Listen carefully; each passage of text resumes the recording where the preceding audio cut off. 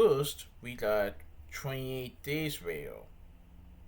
Then it turned to 28 Weeks Radio. And then we got 28 Years Radio. So what happens next? Well, movie number 1566 will be about 28 Years Radio 2, The Bone Temple, which is basically part 2 to 28 Years Radio.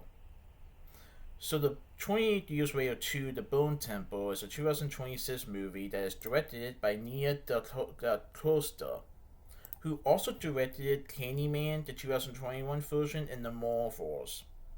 Now, Danny Boyle directed 28 Days Radio and 28 Years Radio, but he is one of the producers on this film.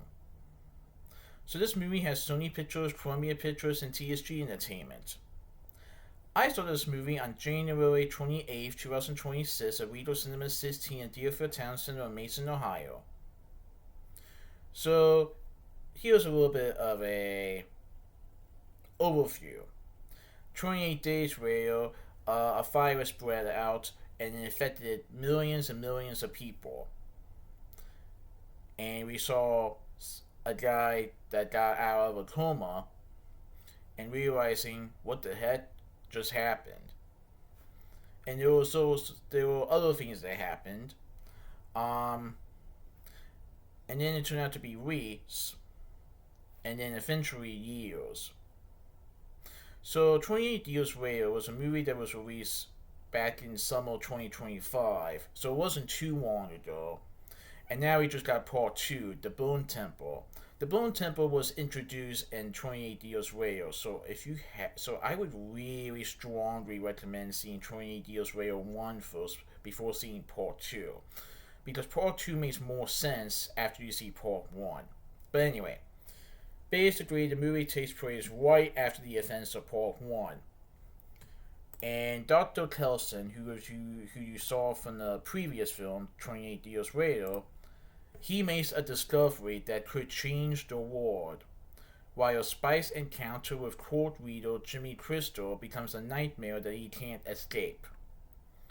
So first off, Dr. Kelson, who is played by Ralph Fiennes in the movie, just like in 28 Years Radio, he is a doctor. And he is coming into contact with somebody who is rabid. However, Dr. Kelson has made discoveries, and he decides to use them on this man. And the results are actually surprising to the point where Dr. Kelson believes that with more treatments and more discoveries, this could be the first step in maybe ending this virus plague once and for all. He's not sure, but this could bring people back to not being so rabid. Because when rabid, when someone bites you who is rabid, like the zombie, you also become a zombie. So Dr. Kelson believes that he might have the first key or ingredient to ending this plague. But with more discoveries, he'll have to figure out if this can work or not. While also at the same time, Spike, who you saw in the previous film, he has an encounter with court reader Jimmy Crystal. You've seen just a tad of Jimmy Crystal in the previous movie, both as a kid and an adult. But now we see more Jimmy Crystal in the new movie, and he's more of this court reader. And he is not somebody that Spike probably wants to be around with. I won't reveal what happens, but you'll understand more in the movie. And I will say that at some point, Dr. Kelson and Jimmy Crystal do come into contact with each other. And the results are definitely surprising. Now, I will say this without revealing too much.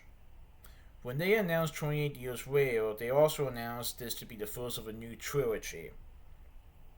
So 28 Years Radio was the first movie in this new trilogy, and now The Bone Temple is the second movie in the trilogy. Which means they are working on a third movie. And after the ending, I'm like, oh, so that's what they're gonna do with the third movie, or at least part of it. Check out the ending. Make sure you pay attention to the ending. I'm gonna put it this way. I have never seen 28 Weeks Later, but I had no problem when I saw 28 Years Later because I did see 28 Days Later before seeing 28 Years Later. And obviously, I had no problem seeing 28 Years Later 2, The Bone Temple, because I saw 28 Years Later. But for those who have seen 28 Days Later and possibly 28 Weeks Later, you might recognize something or even someone at the end of the movie. But that's all I'm going to say. I'm not going to review anything else. But I will say that just like Part 1 is leading into Part 2, Part 2 is leading into Part 3 of this trilogy. So it'll be very interesting to see how Part 3 goes. Now, even though it hasn't really done well at the box office, I have heard from some critics and audiences that this is the best movie in the franchise. And yeah, I really like this movie. It's pretty good. So, this movie has Ralph Fiennes as Dr. Ian Kelson, Jack O'Connell portrays Civil War Jimmy Crystal, Alfred Williams portrays Spike, Aaron Kellyman portrays Jimmy Inc. O'Kelly, who is one of the Fiend Girls, who befriends Spike. G. Lewis Perry portrays Samson. He is a physically imposing alpha reader of the infected that Dr. Kelson performs his discoveries on. Emma Ward portrays Jimena, one of the Fiend Girls. Sam Ward portrays Jimmy Fox, another one of the Fiend Girls. Robert Rose portrays Jimmy, one of the Fiend Girls. Gassi A. Ruffy portrays Jimmy Snake, another one of the Fiend Girls. Moral Bird portrays Jimmy Jones, another one of the Fiend Girls. Colonel Newell portrays Jimmy Scheidt, one of the other Fiend Girls. That's a lot of Jimmys. Lewis Ashbourne Sotis portrays Tom, a male survivor. Mewin Mack portrays Kathy, a pregnant survivor. And David Stone portrays George, another male survivor. So it'll be very interesting to see how the third film turns up, because I'm definitely excited to see what happens next. Now, I think they shot the first and second movie back to back. That's why the second movie came out about 6 months after the first movie. So I don't know when the third movie will come out, but it probably won't be next year. Might be 2028 or 9. We'll see. But I have heard they are working on it, so we'll see. But that's my movie talk, The 28 Years Later 2, The Bone Temple. Please enjoy for this movie talk. Alright, goodbye.